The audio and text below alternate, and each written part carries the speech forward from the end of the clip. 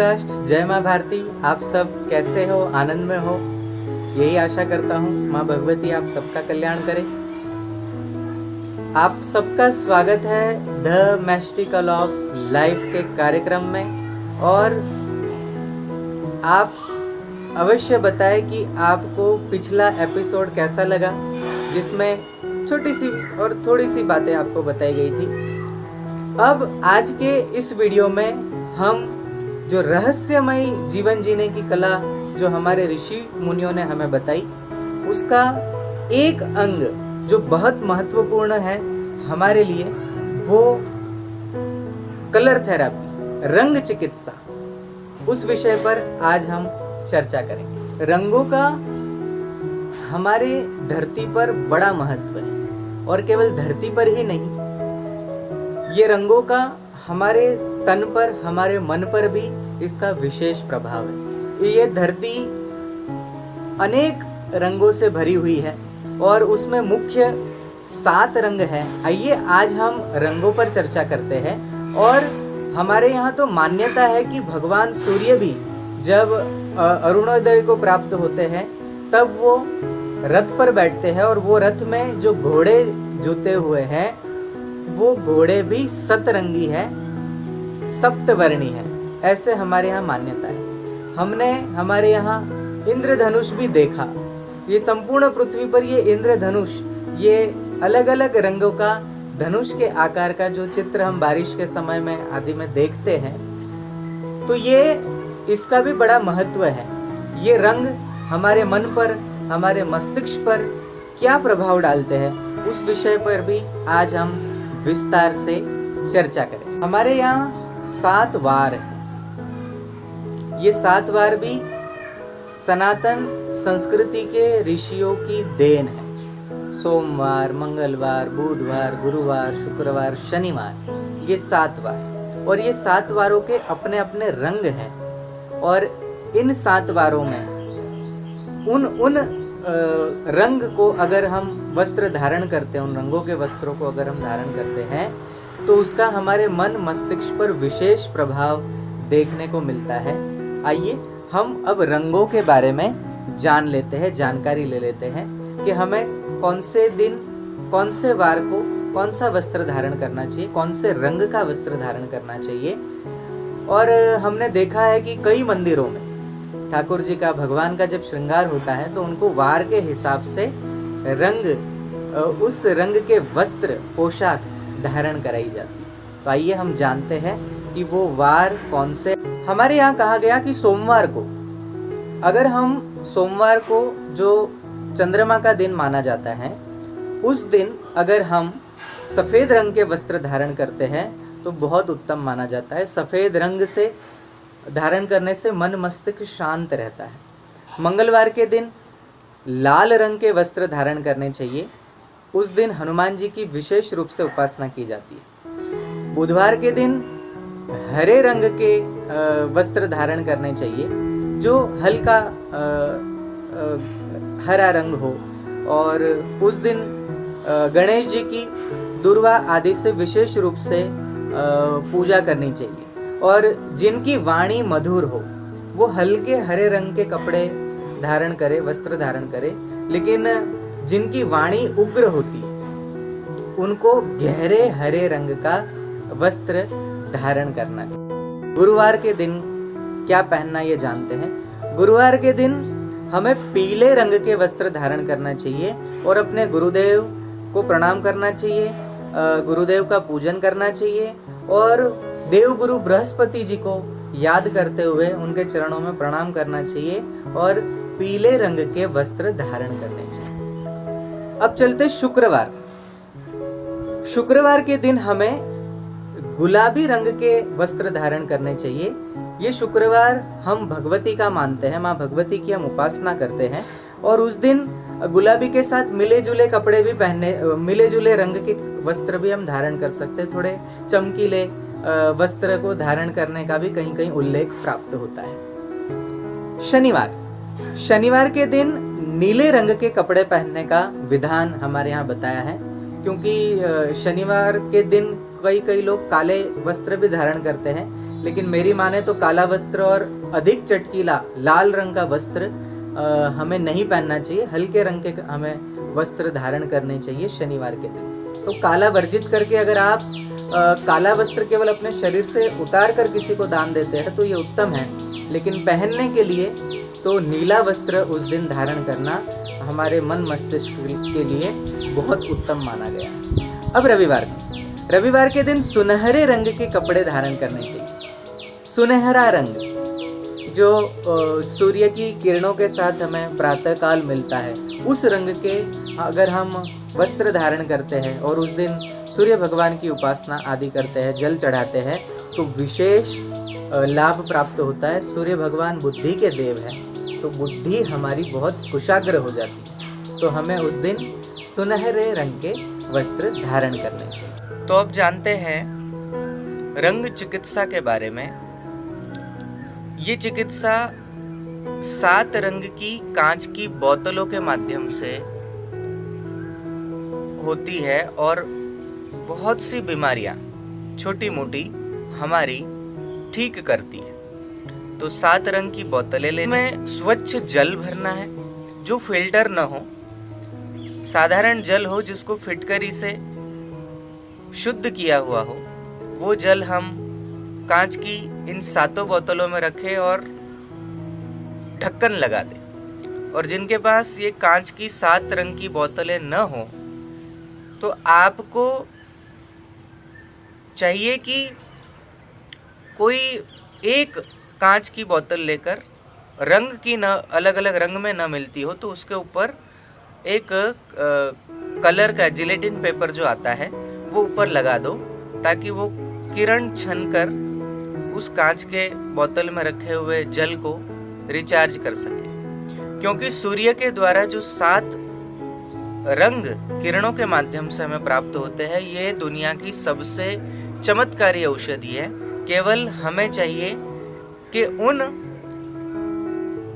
चमत्कारी किरणों से अपने आप का स्वास्थ्य कैसे स्वस्थ रखा जाए, कैसे तन मन हमारा विकसित हो, कैसे तन मन हमारा स्वस्थ हो। तो आइए इस चिकित्सा पद्धति के माध्यम से जो हमारे ऋषि मुनियों ने हमें दी है, उसके माध्यम से हम तन मन को स्वस्थ कैसे रखें ये कुंजियां जान लेते हैं। अब पानी भरकर बोतल का ढक्कन अच्छे से लगाकर उसे धूप में रखना है। सुबह 6 बजे से लेकर शाम को 4-5 बजे तक, जहाँ सूर्य की तेज किरणें हमारे यहाँ होती है, वैसे 6 से 8 घंटे तक धूप में वो बोतल रखने से वो पानी चार्ज हो गया। धूप में रखते समय केवल ध्यान इतना रखना है कि एक बोतल की छाया दूसरे पर न पड़े, इतनी दूरी पर 7 बोतलें रखनी है। यह जल हमें कितनी मात्रा में पीना है?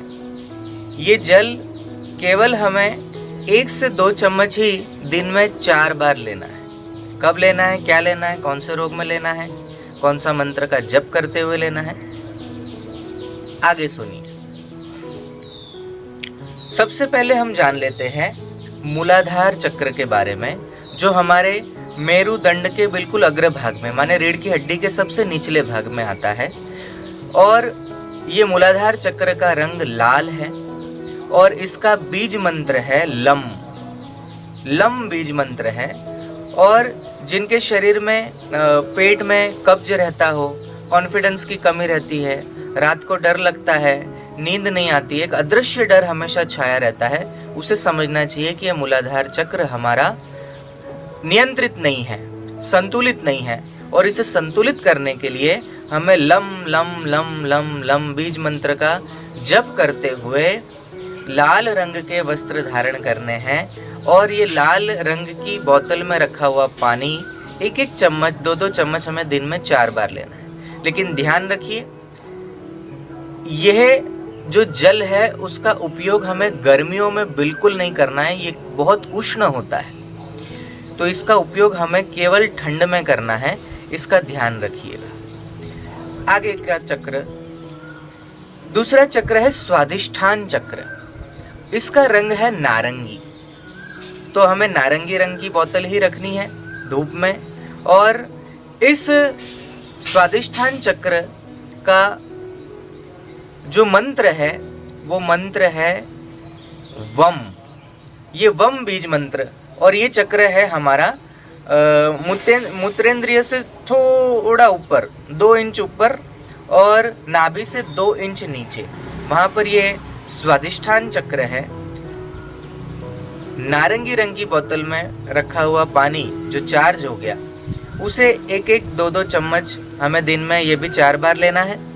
और ये ब्लड सर्कुलेशन को बढ़ाता है, मांसपेशियों को मजबूत करता है, जमे हुए खून को वो पिघलाकर उसे सर्कुलेशन बॉडी में अच्छे से करता है, सूजन कम करता है, मानसिक शांति देता है, इच्छा शक्ति को बढ़ाता है, बुद्धि शक्ति को बढ़ाता है, साहस बढ़ाता है, कफ, खांसी, टीबी, गैस, गठिया, अनीमिया जैसे रोगों को यह जल ठीक करता है। अब तीसरा चक्र, ये चक्र है मणिपुर चक्र। ये मणिपुर चक्र बिल्कुल नाभि से 2 इंच ऊपर की ओर है।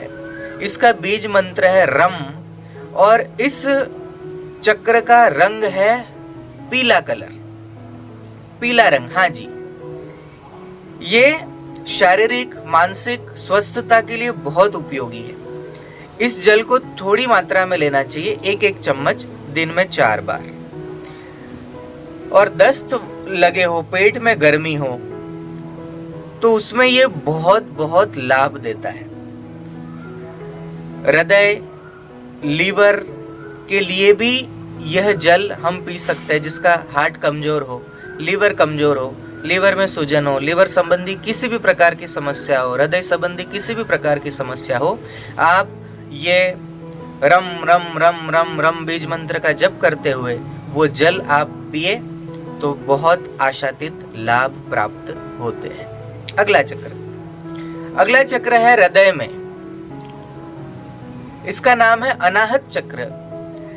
इसका रंग है ग्रीन, हरा रंग, और इसका बीज मंत्र है यम यम यम यम यम। ये बीज मंत्र है। इसका जप करने से अनाहत चक्र संतुलित रहता है। जिसका हृदय कमजोर हो, निराशावादी विचार हमारे छाए रहते हो हमेशा, तो उस स्थिति में हमें ये जल बहुत महत्वपूर्ण भूमिका निभाता है ठीक करने में। इससे दिमाग शांत रहता है। टाइफाइड, मलेरिया आदि जो बुखार है वो ठीक होते हैं। लीवर या किडनी में सूजन हो तो उसमें भी यह ग्रीन रंग की बोतल में रखा हुआ जल पीने से 1-2 चम्मच दिन में 4 बार लेने हैं,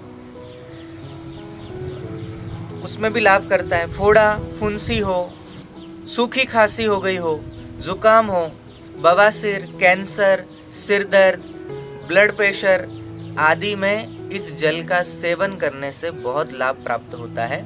और ये जल आप लगभग 200 ml तक पी सकते हो। हाँ, लगभग आधा पौना गिलास, 200 ml तक आप केवल 7 रंगों की बोतल में से केवल ये हरा रंग जो है वो हम 200 ml तक ले सकते हैं। और वो जल लेने के बाद आपके शरीर के जितने भी टॉक्सिन्स हैं, हानिकारक द्रव्य, वो बाहर निकल जाते हैं। हो सकता है इसको पीने के बाद आपको दस्त लगे या बार बार आपको शौच जाना पड़े, घबराइएगा नहीं, ये आपकी बॉडी को डिटॉक्स कर रहा है, संपूर्ण प्रकार के हानिकारक द्रव्य निचोड़ के बाहर निकाल रहा है ना कमाल की। 5वां चक्र है विशुद्धाख्य चक्र, और ये विशुद्धाख्य चक्र का रंग है आसमानी रंग, स्काई ब्लू रंग, हल्का नीला रंग, जिसका बीज मंत्र है हम। ये बीज मंत्र बहुत ही लाभदायी मंत्र होता है ये विशुद्धाख्य चक्र जागृत करने के। तो जो बोलने में समर्थ नहीं है, हिचकिचाते हैं, तुतलाते हैं, ऐसे लोगों को समझ लेना चाहिए कि उनका विशुद्धाख्य चक्र कमजोर है। पित्त संबंधी अगर बीमारी है तो समझना चाहिए कि ये चक्र कमजोर है। गर्मी के प्रकोप से जितने भी रोग होते हैं उन सब रोगों को मिटाने के लिए ये चक्र संतुलित होना बहुत आवश्यक है। और आपको जैसा मैंने बताया, हल्के नीले रंग की कांच की बोतल में जल जब हम सूर्य की किरणों से चार्ज कर लेते हैं, ऊर्जा उसमें भर लेते हैं, तो वो 1-1 2-2 चम्मच लेना है। और याद रहे कि यह ठंड में नहीं लेना है, क्योंकि इसकी प्रकृति बहुत ठंडी होती है। जिनको कफजन्य रोग है वो इस औषधि का सेवन न करें। तो सर्दी है, बुखार है, खांसी है, पेचिस है, दमा, सिर दर्द, पेशाब संबंधी जितने भी रोग, पथरी, त्वचा के रोग, फोड़े, फुंसी, इन्फेक्शन आदि रोगों में यह जल बहुत ही उपयोगी है। और आप इस जल का उपयोग करके विशुद्धाख्य चक्र को संतुलित कर सकते हैं और तत्संबंधी ये जितने भी रोग हैं उससे आप निजात पा सकते हैं। छठा चक्र है आज्ञा चक्र, जहां हम तिलक करते हैं, दोनों भ्रुकुटी के मध्य में रहता है। इसका रंग है गहरा नीला रंग है और इसका बीज मंत्र है ओम। ओम नहीं, ओम, ऊ ऊपर बिंदी, ओम ओम ओम ओम ओम या ओम, ऐसा लंबा गुंजन करने से यह आज्ञा चक्र विकसित होता है। यह चक्र शांत है, मानसिक शांति प्रदान करता है। जो ज्यादा सोच विचार करते रहते हैं उनको समझना चाहिए कि यह चक्र इनका विकसित नहीं है, असंतुलित है। और स्त्रियों से संबंधित जितनी भी बीमारियां हैं वो सारी की सारी यह आज्ञा चक्र दूर कर सकता है। नींद भी अच्छे से आती है। गर्मी से संबंधित सारे रोगों को यह चक्र नियंत्रित करता है। इसको शिव नेत्र भी कहते हैं, तीसरा नेत्र भी कहते हैं। तो ये गहरे नीले रंग की बोतल में जल भर के 2-2, 3-3 चम्मच दिन में 4 बार लेना है। तो स्त्रियों संबंधी जितनी भी बीमारियां हैं वो ठीक होती है। जिनको नींद नहीं आती उनको नींद आना शुरू हो जाती है। जो ज्यादा विचार करते हैं उनके विचार संतुलित रहते हैं। अब आते हैं 7वें चक्र पे। ये 7वां चक्र है सहस्त्रसार चक्र, जो हमारे बिल्कुल सिर में है, सिर के ऊपरी भाग में है। इसका रंग है बैंगनी रंग, बैंगनी कलर है इसका। और इसका बीज मंत्र है ओम। ये बीज मंत्र ओम है।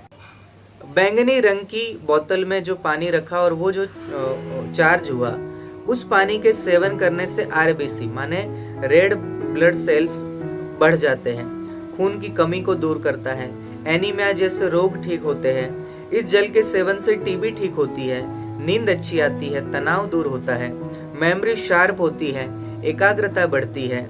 ऐसे बहुत से लाभ इस सहस्त्रसार चक्र के हैं।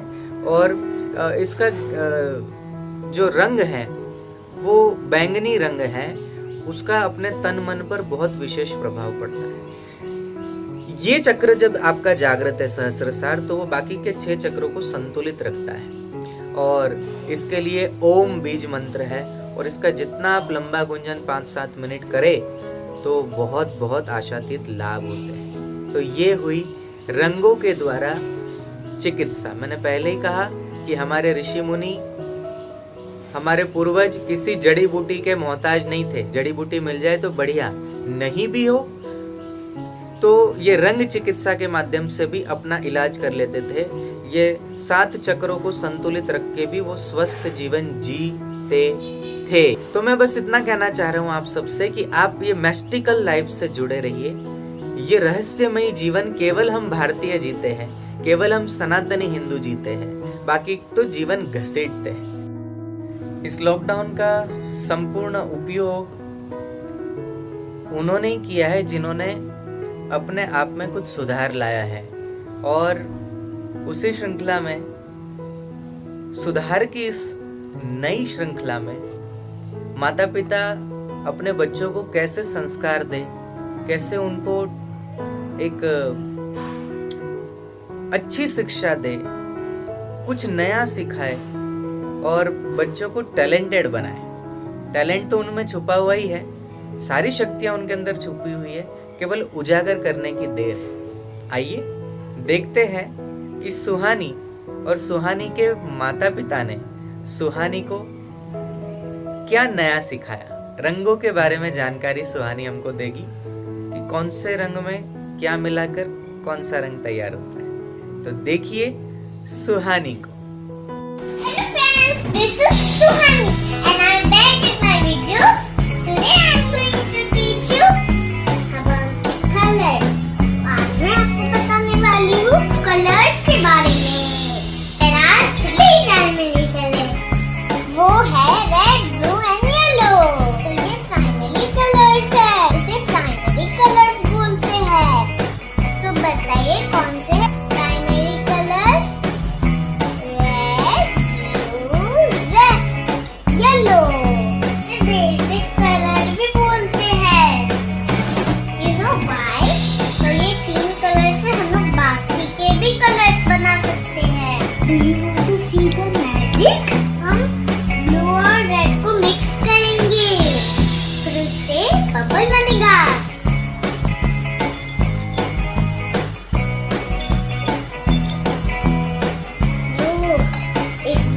And purple.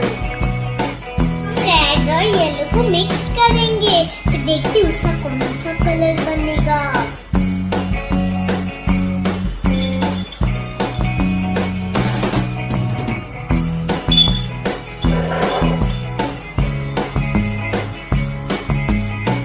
Look, it's become an orange. Wow, so beautiful. देखो ऑरेंज कलर बना है।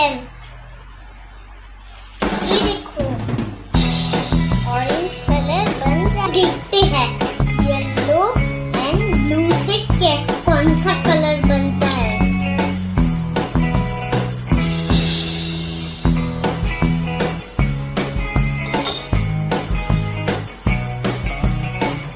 Wow, it's become a green. Look, it's become a green. Wow. अब ये भी मैजिक देख सकते हो। ये येलो एंड रेड बन के ऑरेंज बना, येलो एंड ब्लू बन के ग्रीन बना, रेड एंड ब्लू होके पर्पल बना। रेड एंड येलो से बनता है ऑरेंज, रेड एंड ब्लू से बनता है पर्पल, येलो एंड ब्लू से बनना है ग्रीन। तो देखा आपने हमने कितने कलर्स बनाए हैं। तो सी यू फ्रेंड्स, बाय बाय। है ना कमाल की बात। छोटी सी बालिका कितना अच्छा बोल रही है, कितनी प्यारी है। आप भी अपने बालकों को इस प्रकार की शिक्षा देकर उनके जीवन को उन्नत बनाने में सहयोग प्रदान। पिछली बार की नहीं, इस बार भी आपको प्रश्न पूछे जाएंगे, उसका उत्तर मैं आपको अगले एपिसोड में दूंगा। आपके सुझाव और आपके इस प्रश्नों के उत्तर नीचे कमेंट में #mastical_of_life लिखकर अवश्य भेजें। मैं उसका उत्तर आपको अगले एपिसोड में अवश्य दूंगा। आप सब जुड़े रहिए और भी लोगों को जोड़ते रहिए। हमारी संस्कृति सागर जितनी विशाल है, हमारे ऋषि मुनियों का दिया हुआ ज्ञान सागर से भी गहरा है, और बस यही रहस्यमय जीवन आपको और हमें जीना है, तभी हम वास्तव में हिंदू कहलाएंगे। हिंदू सनातनी हिंदू कहलाएंगे। ऋषि मुनियों के ज्ञान से हम जीना सीखें, उनके बताए हुए मार्ग पर चलकर हम हमारा सर्वांगीण विकास करें और प्रगति पथ पर आगे बढ़ते चलें। जय हिंदू राष्ट्र, जय मां भारती, वंदे मातरम।